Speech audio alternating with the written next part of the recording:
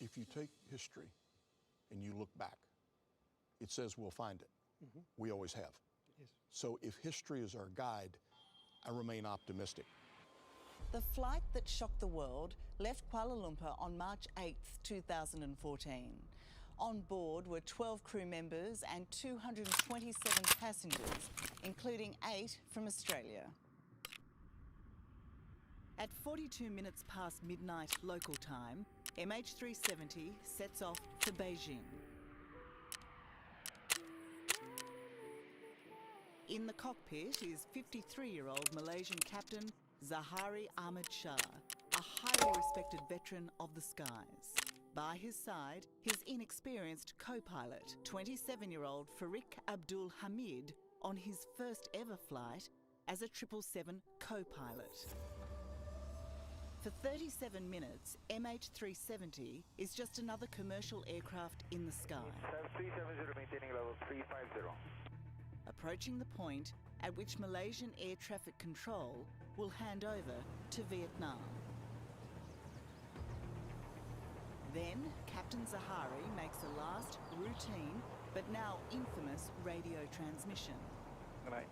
Good night, Malaysian 370. 2 minutes later, its transponder and other ground communications are turned off, right on the border of Malaysian and Vietnamese airspace. The Boeing 777 literally vanishes from the face of the Earth. Inside Australia's Air Investigation Headquarters, ATSB Chief Martin Dolan got the call. When the plane is missing, when all the communication has gone, are you thinking at that point catastrophic accident, or are you thinking pilot gone bad? At that point, what we are thinking is there is an aircraft missing.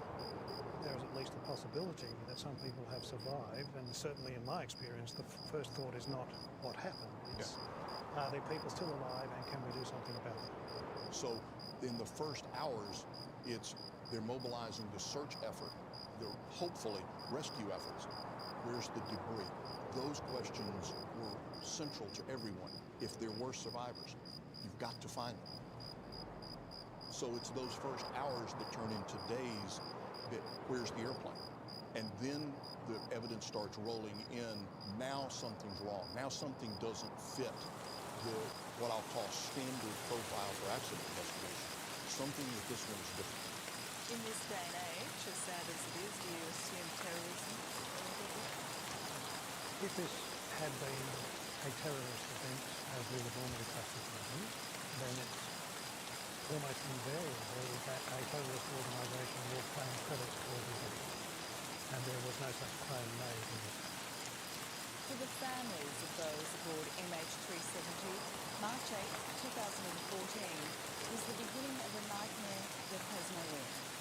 4 years of questions, 4 years of fading hope there will ever be answers.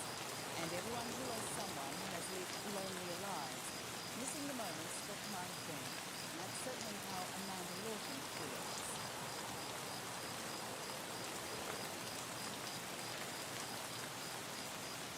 The beach never felt the same for that first year. I think there could be out there somewhere. Constantly reminded of me that I'm smiling in an airplane. I'm smiling, constantly questioning.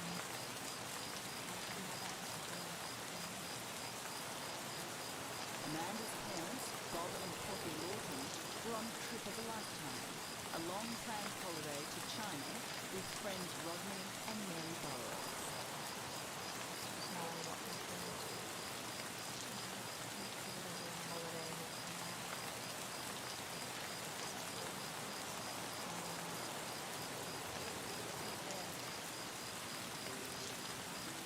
Why do you think it's so important to find out? The world of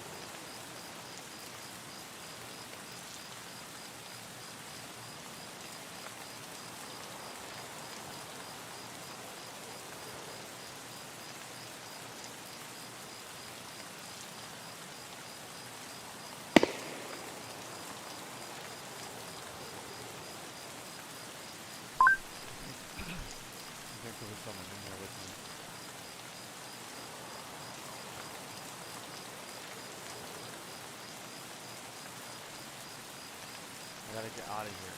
I don't want to fight in here. I'm too heavy.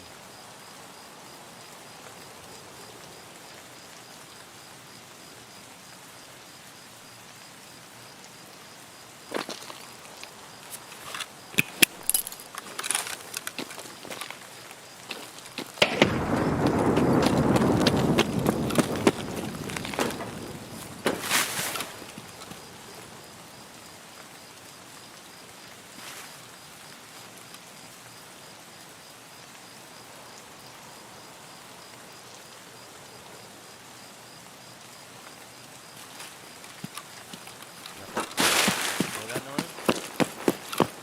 Well, that's somewhere. I don't know where it is, but I don't like it. Not trying to get involved in that shit right now. Oh, fucking this shit again. I don't know if I can.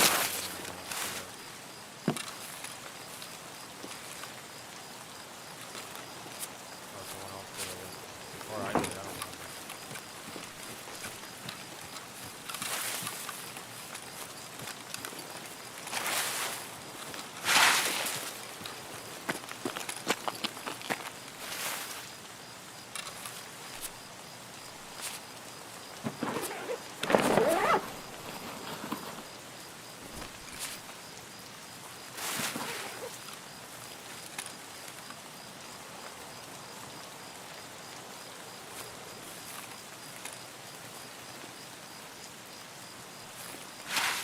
Pretty bad with the pixels and shit.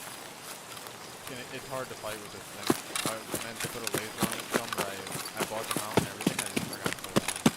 Started the laser.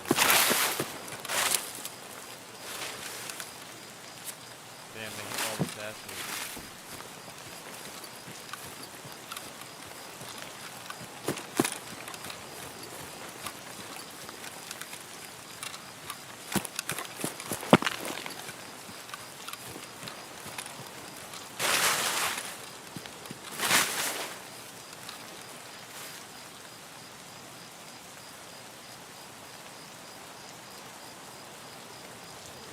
You can almost count the pixels with like 20 by 15 or something.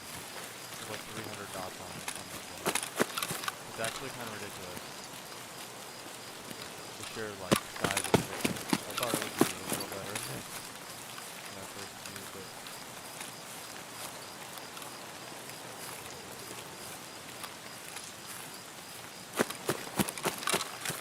But whoever did it literally hit everything.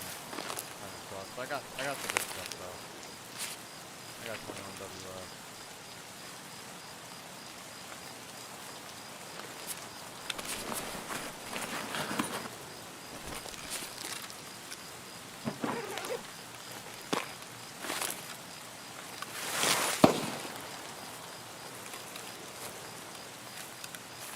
I'm not even gonna bother checking those last two. You know what? Should I want to check that one right there.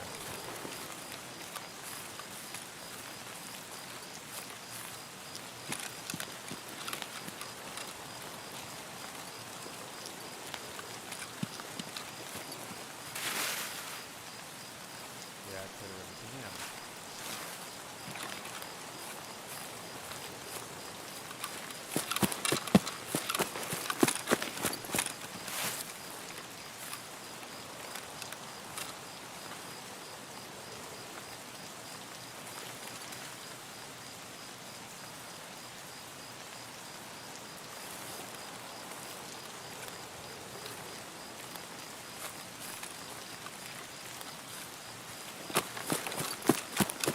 I'm hearing shit, but I'm not seeing it.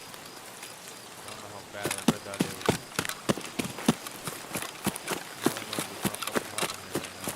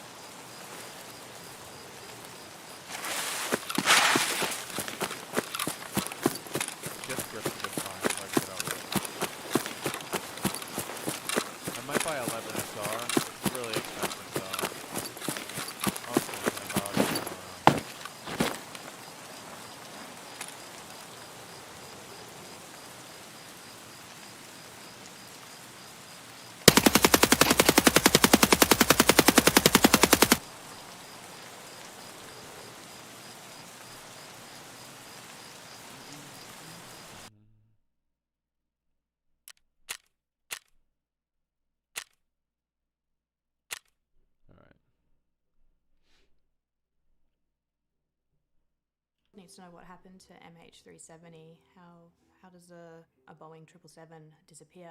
And could this happen again? We need to find our loved ones. Like, we're in so much pain. My sister's family. It doesn't get any easier. Like, I actually got this back. What the fuck? Coming up, dreadful mistakes. Oh, I This had ditched happened this. in the US. I There ditched would have this been a like- military fighter jet with this aircraft within 20 minutes. And Somebody was looking out the window the pilot's bizarre personal farewell. to his hometown. And the moment of mass murder. What do we think has happened to the passengers at this point? That's next on 60 Minutes. To the frustration of families whose loved ones perished, so many possible answers about the fate of MH370 were lost in the immediate aftermath of the plane's disappearance. One of the greatest, a stunning oversight by Malaysian authorities that meant the massive initial search was focused in the wrong place. Incredibly, it took the Malaysians 4 days to admit they were searching in the completely wrong direction.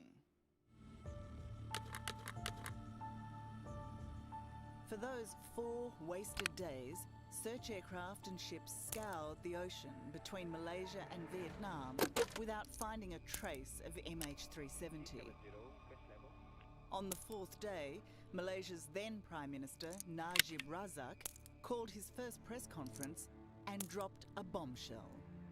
The Royal Malaysian Air Force primary radar data showed that an aircraft which was believed but not confirmed to be MH370 did indeed turn back. Immediately after dropping off civilian radar, the Malaysian military tracked the plane as it dramatically changed course, veering back across the Malaysian mainland. These movements I want to are list 3 things. consistent with deliberate action by someone on the plane. To the experts in the Situation Room, Malaysia's failure to detect the rogue jet immediately was an extraordinary security lapse. How can a plane fly around like this and not alert authorities? I mean, if it's being spotted on the military radar. If this had happened in the US or in the UK, there would have been a military fighter jet with this aircraft within 20 minutes. It does sound like a terrorist's dream.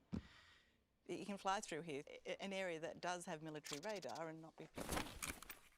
Did the military perceive a threat? And if the answer to that is no, then they're in a low alert environment. But I think part of the lessons learned is that even though the airplane may not present a threat, if it's out of position, we need to know why. Could a catastrophic malfunction, fire, or any other accident have caused the aircraft's 180-degree change of course?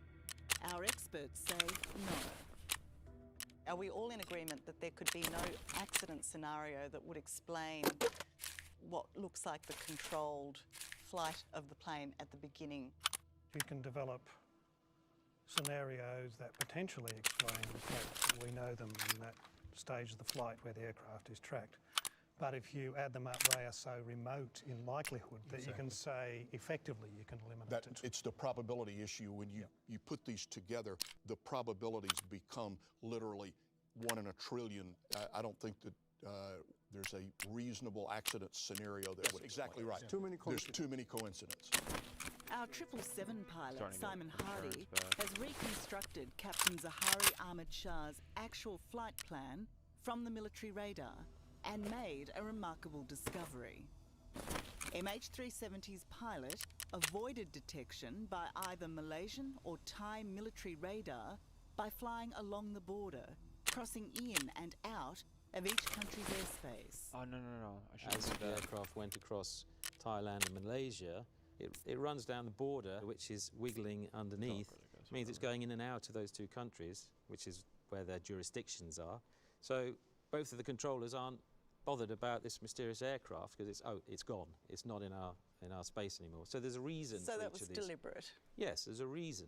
If you were commissioning me to do this operation and try and make a 777 disappear, I would do exactly the same thing. As far as I'm concerned, it's very accurate flying, and I think it did the job, because we know, as a fact, that the military did not come and intercept the aircraft. But Simon found something even more disturbing in Captain Zahari's flight plan. Detail of MH370's unexplained, strange turn at Penang. In the first of the flight simulations he'll run for us tonight, he reveals Captain Zahari dipped his wing to see Penang, his hometown. If you look very carefully, you can see it's actually a turn to the left, then start a long turn to the right, and then do another left turn. So I spent a long time thinking about what this could be, what technical reason is there for this. And after 2 months, 3 months of thinking about it, I finally got the answer. Somebody was looking out the window. In your opinion, why did he want to have a look at Penang? It might be a long emotional goodbye or a short emotional goodbye to his hometown. After leaving Penang, MH370 runs the military radar gauntlet undetected for nearly 400 kilometres to the northwest before dropping out of range. To the Situation Room, it's another clearly deliberate move by whoever is in control of the aircraft. By now, the crew and passengers would have surely known something was terribly wrong. What do we think has happened to the passengers at this point? The thing that gets discussed the most is that at the point where the pilot turned the transponder off, that he depressurized the airplane, and which would disable the passengers. There is no reason not to believe that that's what the pilot did, because that would be consistent with everything else that the pilot did. And I would be comforted in thinking that that's probably what happened. But if the plane had not been depressurized, do you think that there would have been attempts to contact people from the plane? Would there have been phone calls? A lot more opportunity to do that, that's for sure.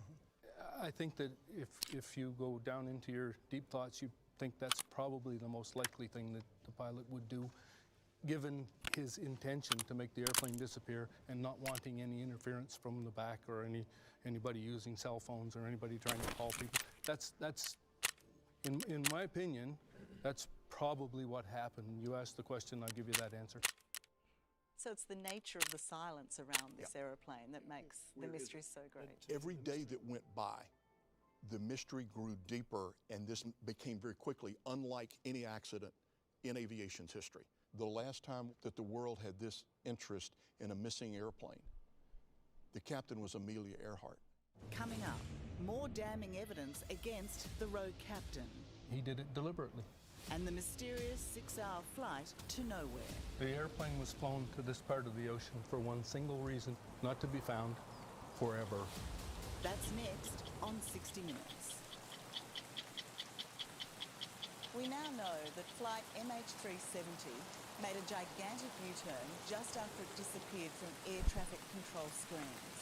It was then tracked by military radar, flying back over Malaysia and out into the Indian Ocean, a route that seems inexplicable unless you contemplate the unthinkable. That Captain Zahari Ahmed Shah had planned his own death and those of his passengers and crew, as a terrible few pilots had done before him. Tuesday, March 24th, 2015. 40 minutes after takeoff from Barcelona en route to Dusseldorf, Germanwings Flight 9525 disappears from radar over the French Alps. The Airbus A320 was carrying 150 passengers and crew, including Melbourne mother and son, Carol and Greg Friday. All were killed instantly when the plane crashed at high speed into a mountainside. The cockpit voice recorder would later reveal the awful truth. It wasn't an accident, but mass murder. When the plane's captain left the cockpit to go to the bathroom, his co-pilot, Andreas Lubitz, locked him out. The stricken captain could be heard trying to break his way back in as Lubitz sent the plane into a kamikaze dive. And German wings wasn't the first case of pilot suicide. Somewhere on that tape, the co-pilot makes a statement in Arabic of a religious nature that has some reference into going into death. In 1999, Egypt Air Flight 990 plunged into the Atlantic Ocean east of New York, killing all 217 on board. US investigators found that co-pilot Gamil al-Batouti deliberately crashed the plane, apparently in revenge at being accused of sexual misconduct by his employer. People are fucking nuts.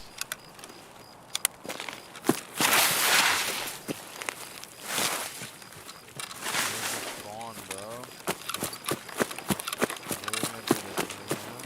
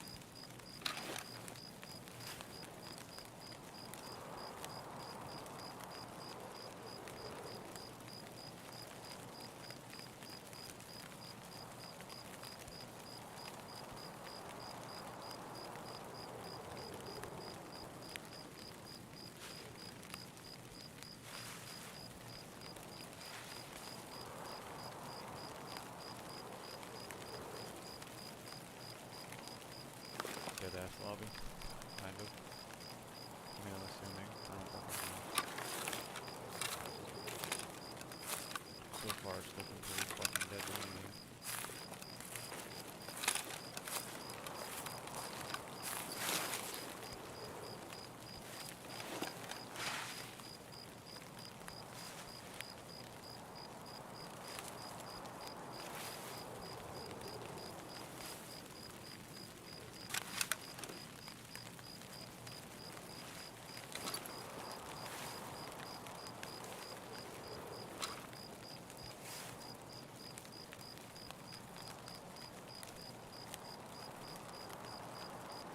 No got nothing. Come on.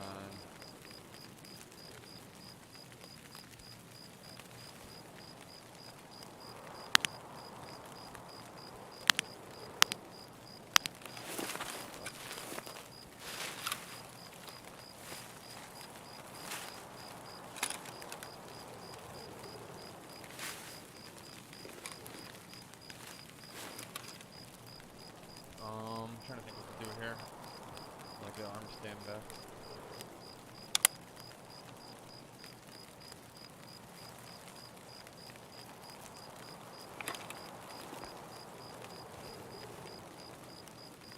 Power's on or no? It's a far away even if it is.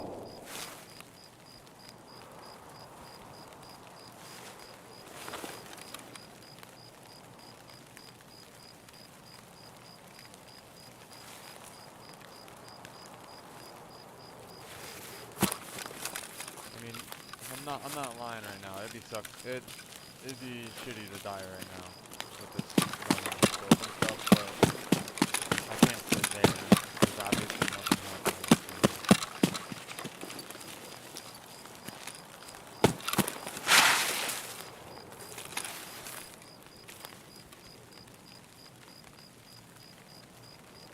I don't know why this thing zooms in if you can see that far thermally.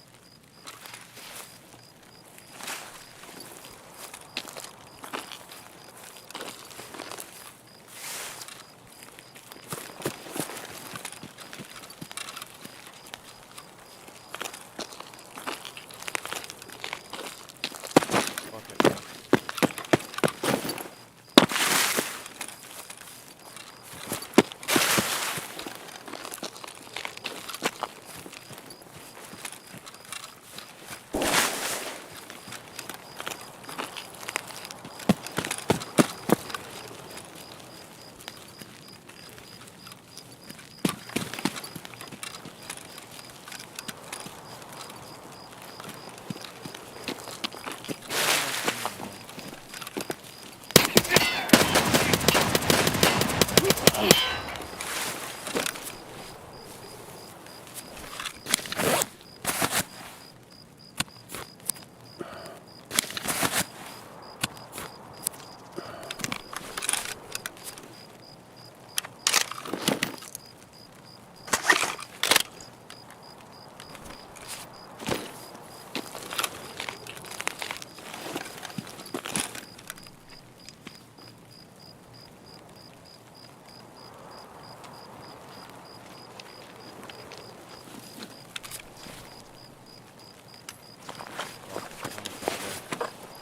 like I did. So, well, what's up?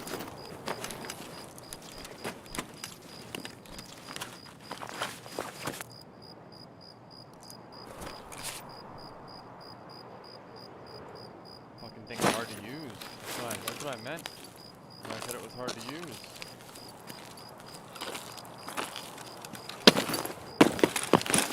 You can't really fight at close ranges like that. It's like fucked up, dude.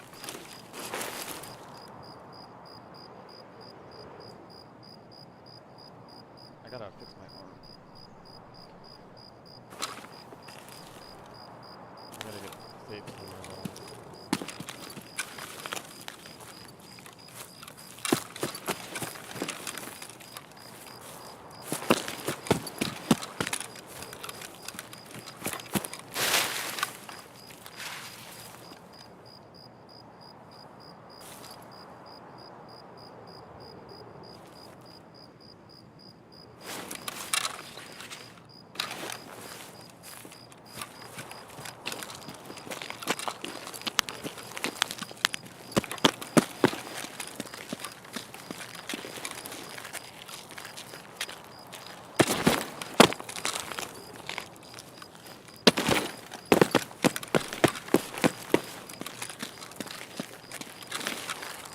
I wonder if you hit me in the arm. No, he didn't even hit my arm. That was weird.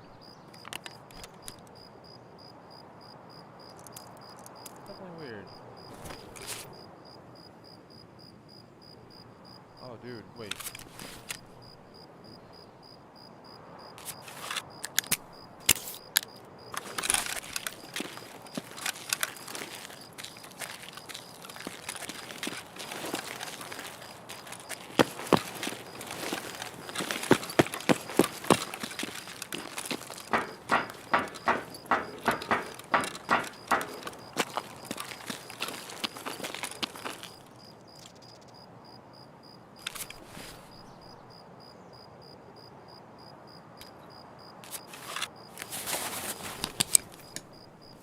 I don't know how to cancel this, by the way, so if someone comes around the corner, I'm just waiting for that. Good for them to get up to do shit.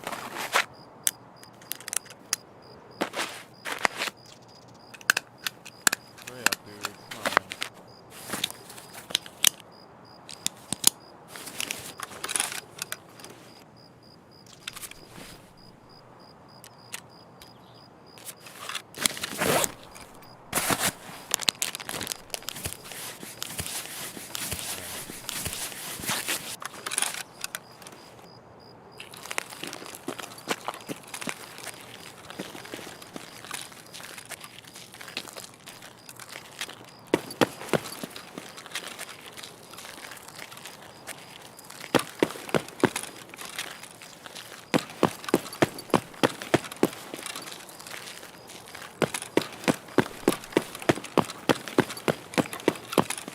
Oh, dude, the one that I just killed is in my chat right now. Even though there's no chat, I didn't take any of the chat. What they picked up, I was just like, so, I'm most likely to get it back. No, I'm gonna go to the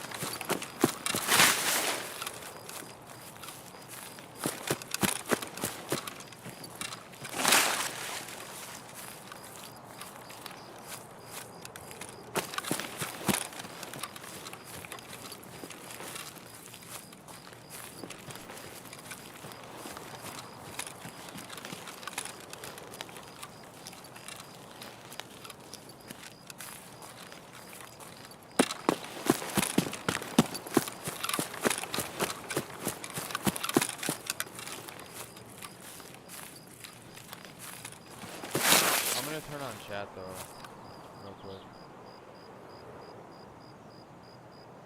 Probably so I can get bitched at for using a thermal. There's chat.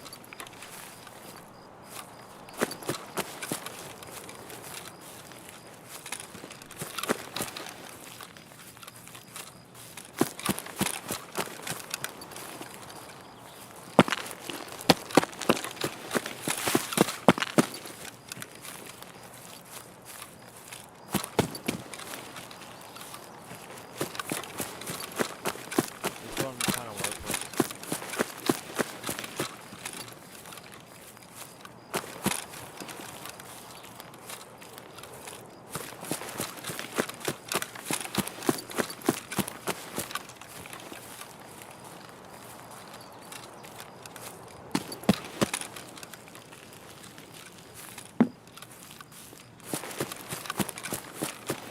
I usually throw a nade, I didn't think of it.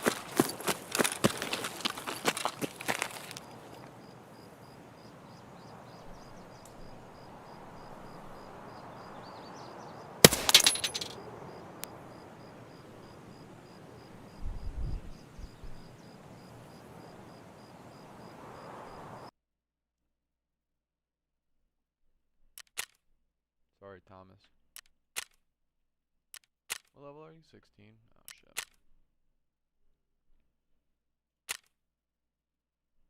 Was it a headshot? Probably not, right? No, it's thorax. Fucked me up a little bit, though.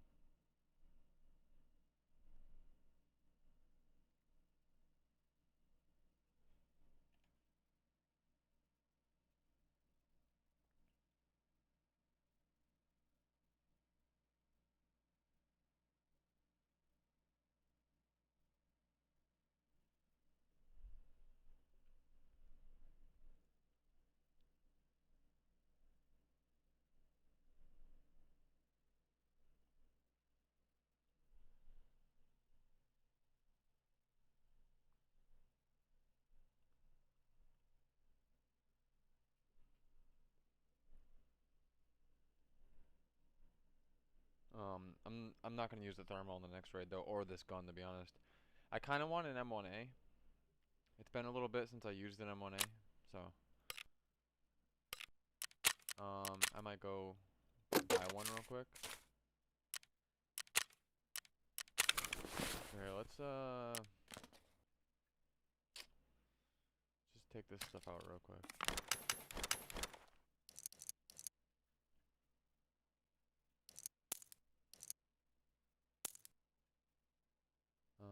It's pretty much all garbage, yeah. I'm gonna build an M1A really quick. Actually,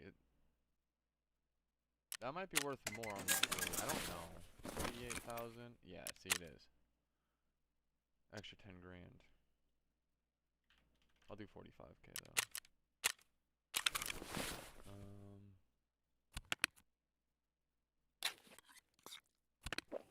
Alright, I'm gonna build an M1A really quick.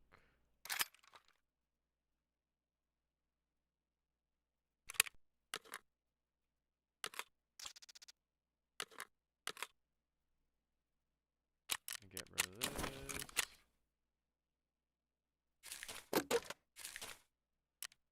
Okay. So flea market.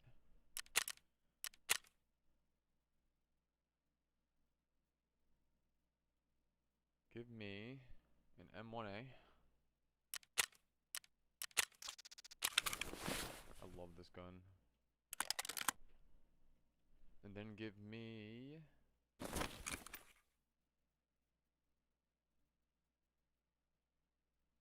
this.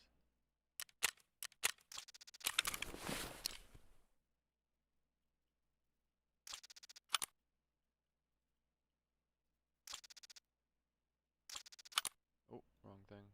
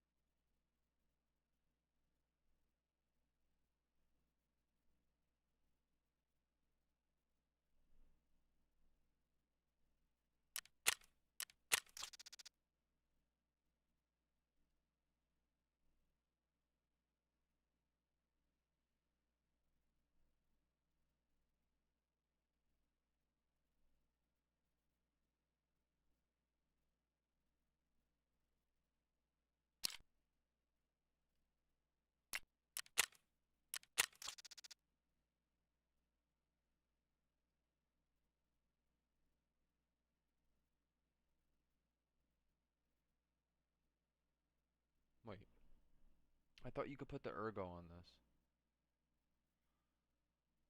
I guess not. Oh my god, look how much these are going for.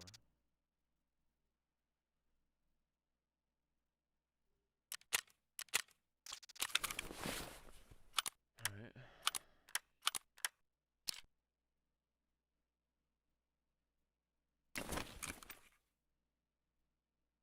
I need a barrel for it. Why is it not giving me the option to put a barrel on it? There we go.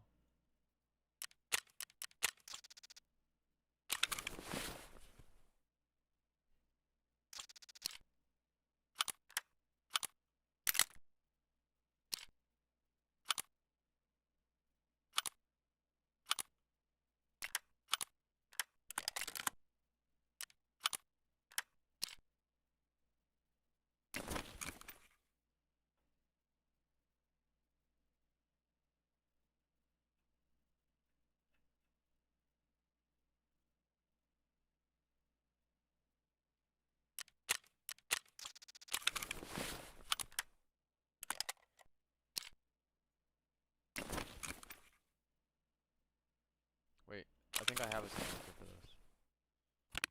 I don't know if this will fit it. Ooh, there we go. And then the last thing we need is just a couple 50s. If they're not too much. Which they are really cheap right now. Because I'm guessing that no one can really afford them at the moment, so nice.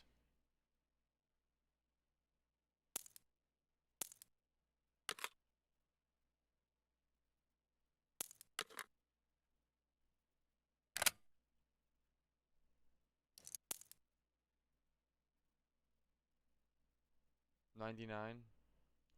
Dude, really? I need 2 rounds.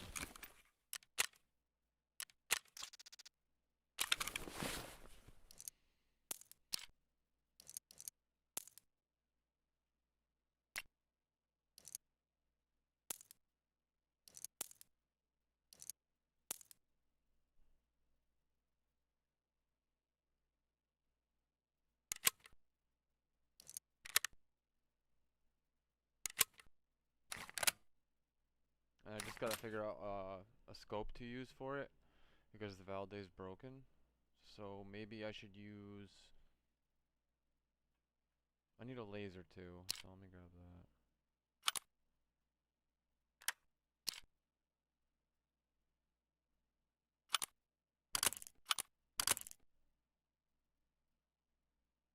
I don't know what to do for a scope on this. I don't really want to do a thermal.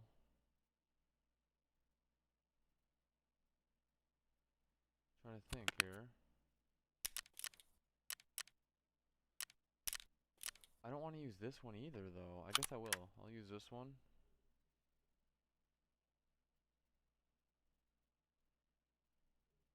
Whatever. And the last thing I want to check is, do these fit that? Yes, they do. Okay.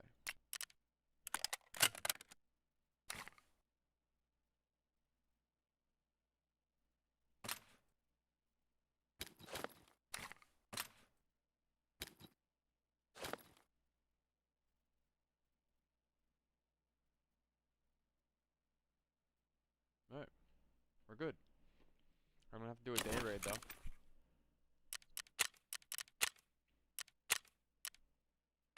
It's gonna be packed, man.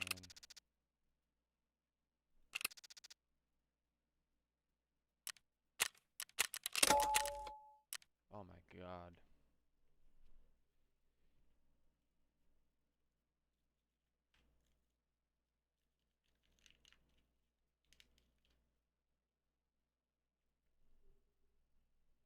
Alright, let's do it, I guess.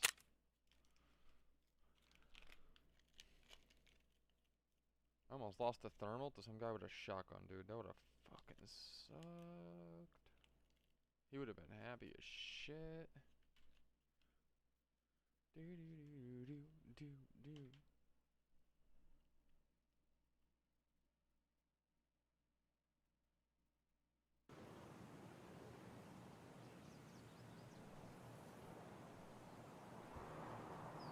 And there have been other pilot suicide mass murders over the years, with hundreds of innocent lives lost. Did those crimes set the stage for MH370 and Captain Zahari Ahmad Shah? The spectre of pilot suicide is raised because it comes into question what happens after the I don't know why I'm plane always watching airplane shit. is lost to the Just military interesting. radar. He was killing himself. Unfortunately, he was killing everybody else on board. It always turns and fucking he dark, did it too. deliberately. Pilot suicide, we have seen some very few, very unfortunate. I'm gonna watch videos on YouTube. You might as well be fucking alarm shot. With its mighty pharaohs, multiple gods, and magnificent art, it's easy to think that ancient Egypt was always powerful and successful. But there were also darker times: conflict, civil war, famine, and an overall feeling of catastrophe. And the only way it could survive... They better give me a good spawn, dude. I'm not talking like near the mall either. They fucking do. I can't move.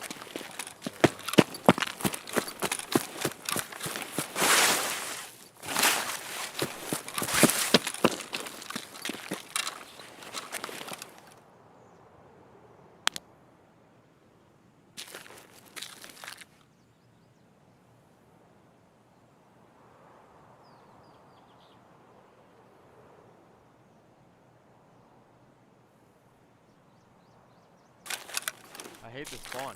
This is one of my least favorite spawns. It's fucking terrible, man.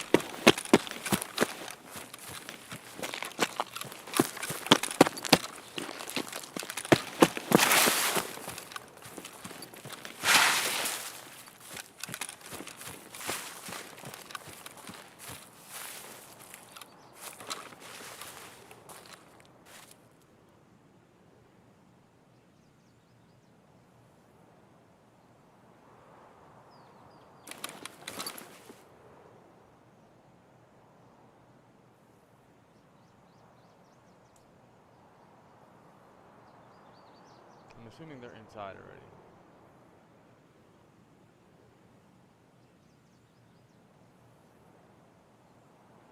The only problem is I didn't see them cross. So they might be in back. Which is an issue.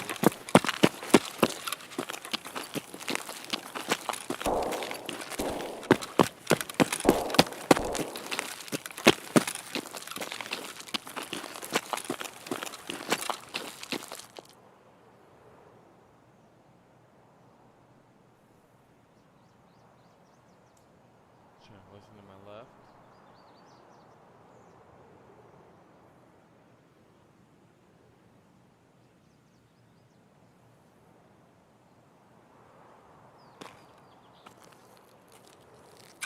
This gun's so big I can't even ADS right here.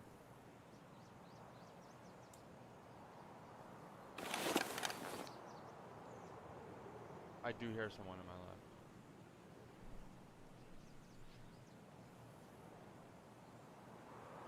I might have to just go for it. If I die, I die. There's nothing I can literally do about it.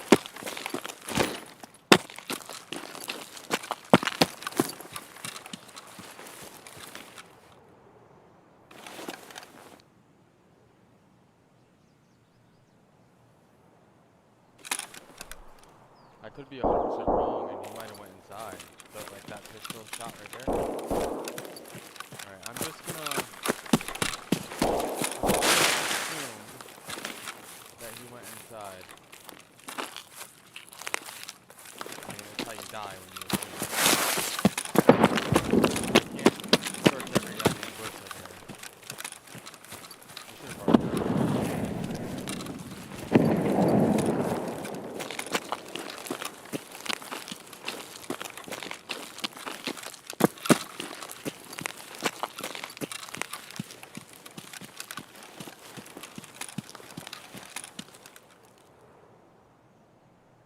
I don't think he's up here, actually.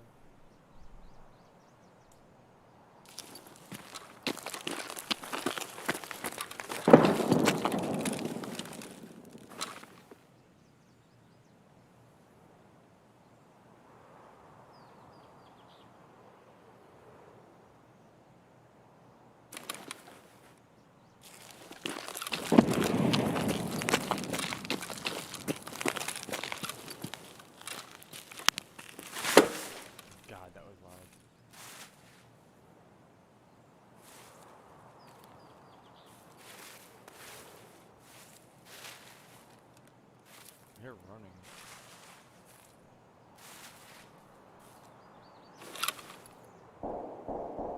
Oh, that's where. Right there. That's a player.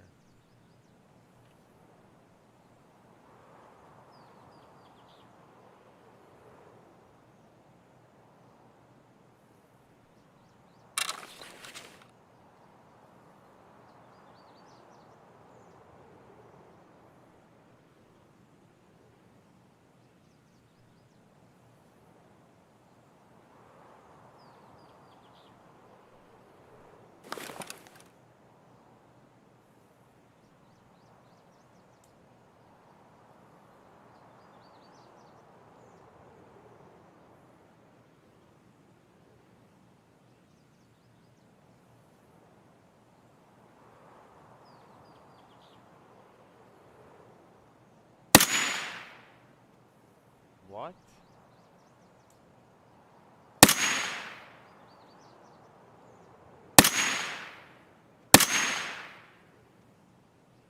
Bullshit. Like, that first shot should have hit him.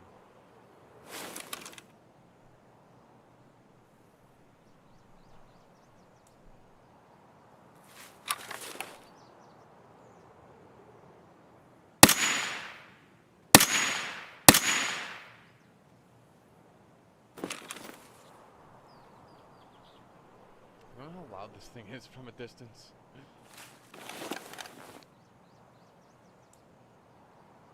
I cannot get arm stay back. I'm just gonna wait.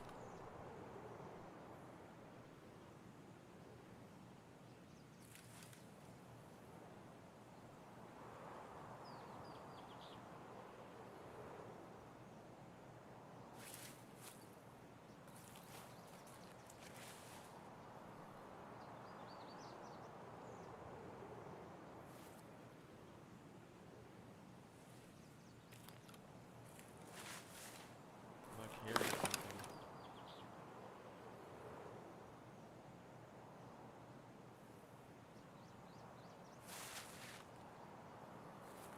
Leaves are annoying the shit out of me too.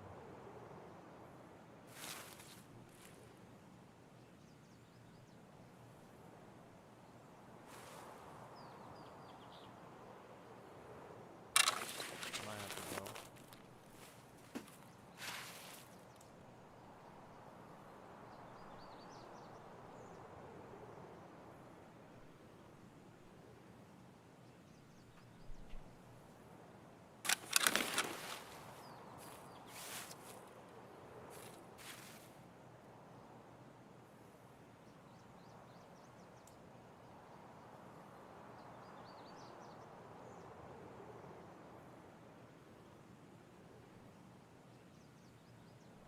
Is power on?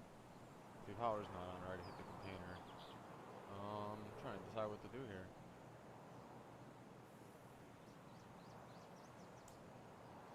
I can take the no backpack actually and just do what I'm doing right now. I can just get as many kills as possible and take the no backpack actually.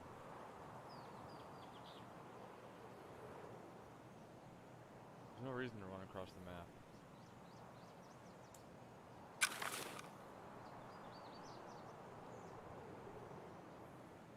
Is it exfil camping if you're sniping? I don't know.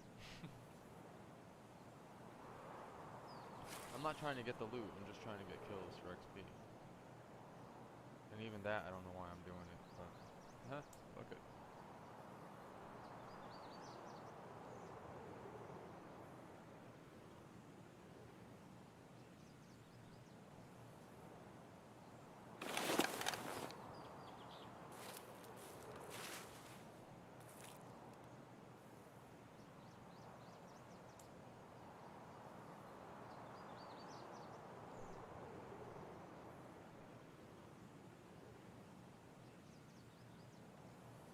No one?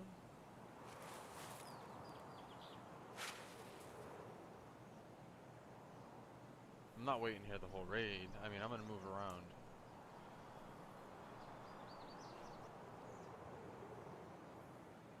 I wish I had a better scope. I should have put the voodoo I had on this. Ooh, what am I hearing over there?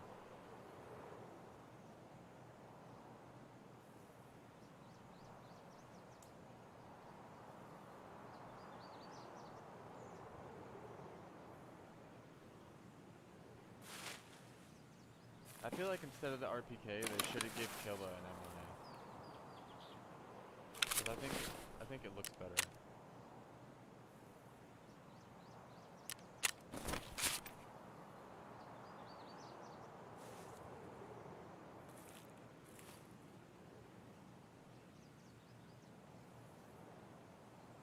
I definitely hear movement over there somewhere. I'm gonna have to figure out the ergonomics on this gun when I get back out of this raid.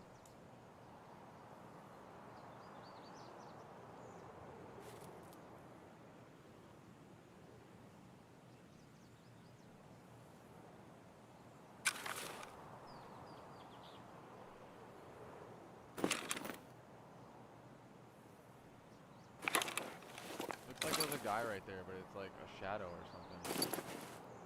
Or Bigfoot. I see Bigfoot. He's right there.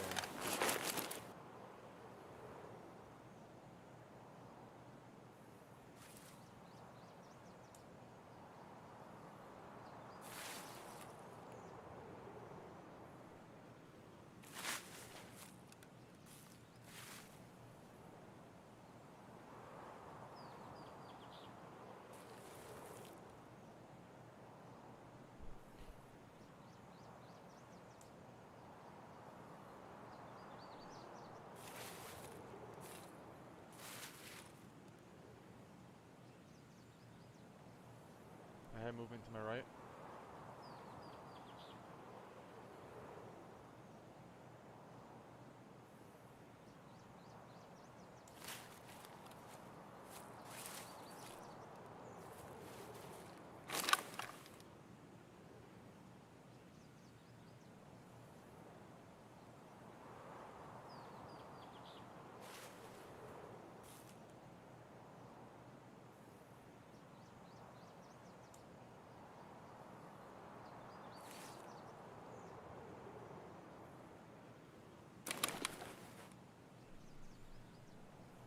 Like a little bit of a process. If someone shows up, I'm gonna have to turn the laser on and then like get to the edge of the bush.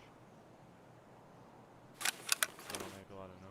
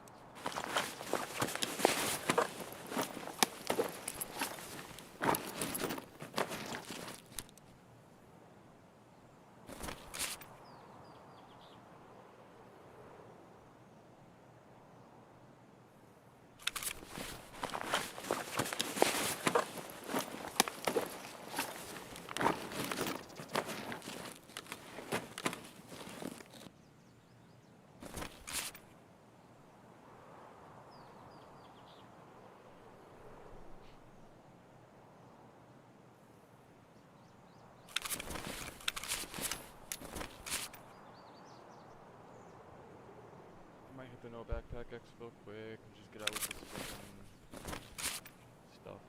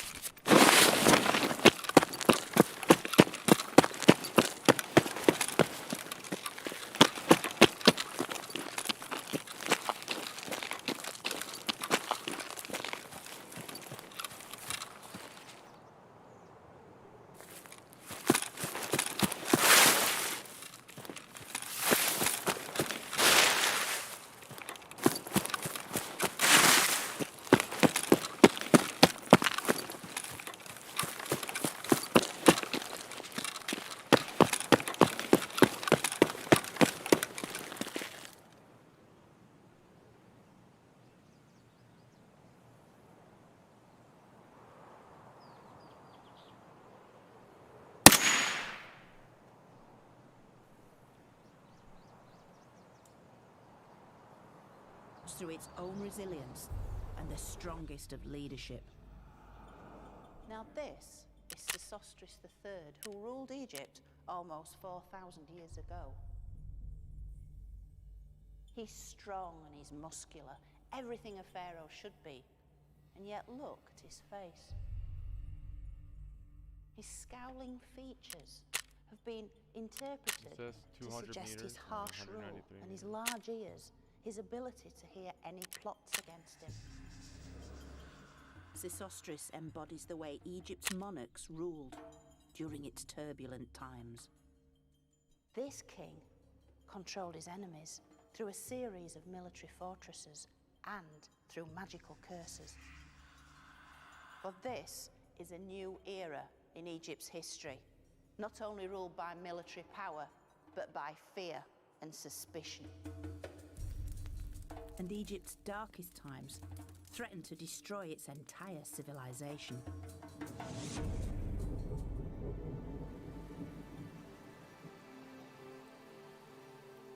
I've already explored how Egypt's ancient culture began thousands of years earlier. Blessed by the River Nile and a rich natural environment, and a society united by a complex ideology. Oh, he added me as a friend. But in this episode, we'll see how the massive self-confidence of the Pyramid Age was not to last. As a dark age brought this civilization to the brink of annihilation. Make no mistake, this is the home of the dead, and we're in amongst them. These were times of famine, civil war, and anarchy. Kings have been reduced to something on a minuscule level. But this collapse triggered one of the greatest revivals of ancient times. With Egypt re-emerging more powerful and wealthy than ever before. Welcome to my story of ancient Egypt.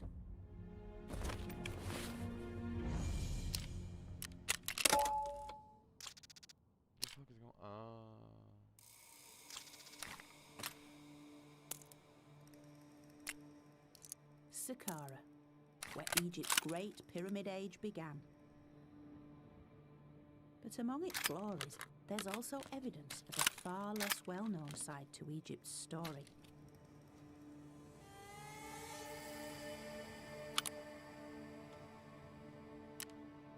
Its descent into a dark age. The zenith of Egypt's Old Kingdom was the Great Pyramid at Giza, and only 200 years later, King Unas Causeway was created. It might not look much today, but it's the highlight of Unas Pyramid Complex, a 750-metre-long causeway which symbolically connected life and death.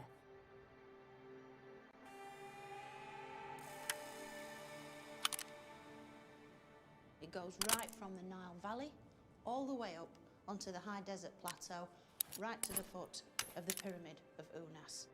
So it would have been used for his funeral procession, but it would also have drawn up that life-giving force from the valley below up to the city of the dead here at Saqqara.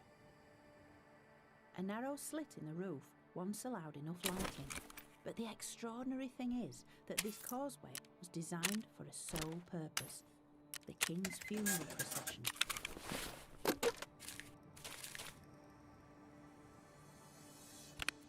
Carved upon its walls are scenes revealing both sides of life, the forces of order and of chaos.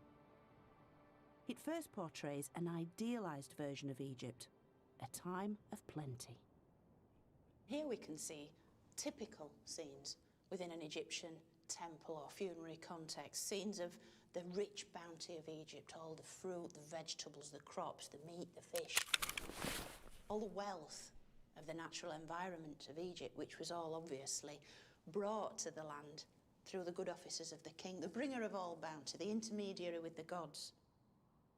But also this causeway contained something rather more disturbing, evidence that dark forces were at work. Further on down the causeway emerged a counterpart image, the flip side of bounty. An image so unusual, it's now displayed in Saqqara's museum, and it really is one of ancient Egypt's most haunting and revealing works of art. Here we see these dark forces at work. What we have are 2 rows of emaciated victims of famine. These poor people, they're weak with hunger, they're falling down, they're suffering. And this is basically ancient Egypt coming face to face with reality, because these are believed to be the Bedouins who inhabited the desert fringes of Egypt. So it's as if this kind of idea of suffering, the forces of chaos, are on the periphery of Egypt, but they're getting ever closer to the Nile Valley. Egypt is starting to waken up to the fact that chaos isn't all that far away. This is ancient Egypt beginning to suffer. Such gritty realism had rarely been portrayed before. Chaos depicted as the suffering of real people. This isn't happening in some esoteric realm of the gods, where chaos is sort of portrayed as some sort of disparate magical force, very detached from reality. This is reality. Through such realistic images, the Egyptians were expressing their fears to the gods, appealing to them to keep these forces of chaos at bay.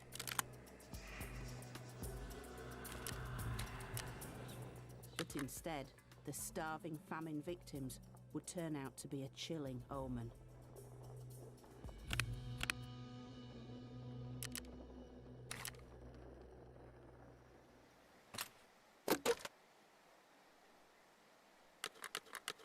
Up until now, Egypt's prosperity had flowed from its one source of water, the River Nile, whose annual floods enriched the soil, allowing life and agriculture to flourish.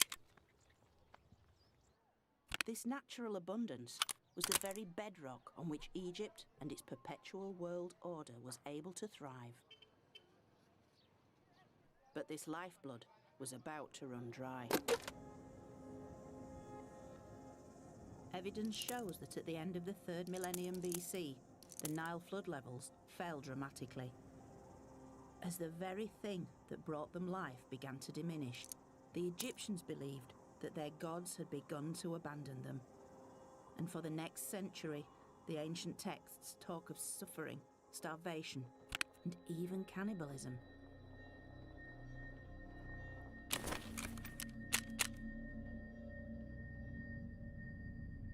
Traditionally, Egyptian society had been built on the belief in the divine power of its kings.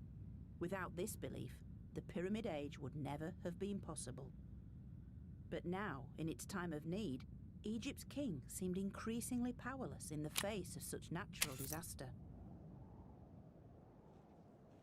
And this would come to a head with a ruler who was well past his prime.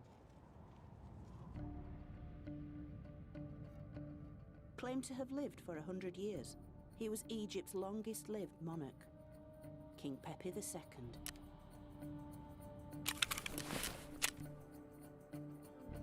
And this space was once a ceremonial running track, the type of place where Pepi would have to display his physical prowess to prove himself to his people. Now, when any pharaoh had celebrated 30 years' reign, they had to perform the Jubilee ceremonies, and this involved running the ceremonial Jubilee race, 4 times round this circuit as King of the North, 4 times round the circuit as King of the South. It was the ultimate public display of their fitness to rule and their strength. It really showed who was in charge of Egypt. But that's where Pepi's advancing age would eventually let him down. Of course, when Pharaoh was relatively young and fit, this would have been a great celebration. But in the